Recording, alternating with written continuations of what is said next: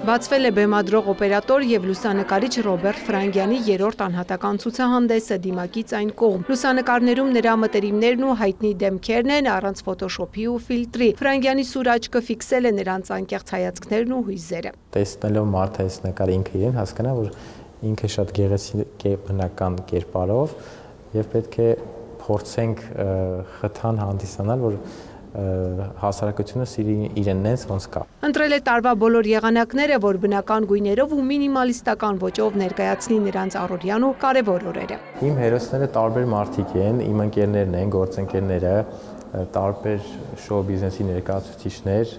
հաղորդավարներ, դերասաններ,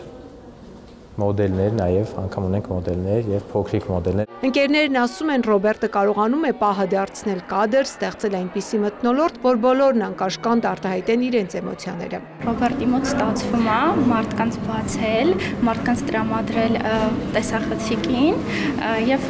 միշտ Ռոբերտի նկարները շատ ինչ-որ ժպիտով նկարներ են ստացվում։ Ցուցահանդեսում նաև Անուշի անկեղծ լուսանկարներն են, ասում է, դրանք պատմում են իր հոգեվիճակի մասին, դրա համար էլ ֆիլտր չի սիրում, որ տարիներ հետո նկարին նայելիս վերապրի իրական զգացողությունները։ Մասնագիտությամբ նյարդաբան եմ ու մեր դեմքի հայացքից, մեր ավելի շատ աչքերի հայացքից մենք կարողանում ենք հասկանալ, թե մարդը ինչ մտքեր ու ինչ հոգեվիճակում է գտնվում, իսկ այդ ամենապարզ նկարները, առանց ֆիլտրի նկարները ու կյանքի նկարները պատմում են հենց մեր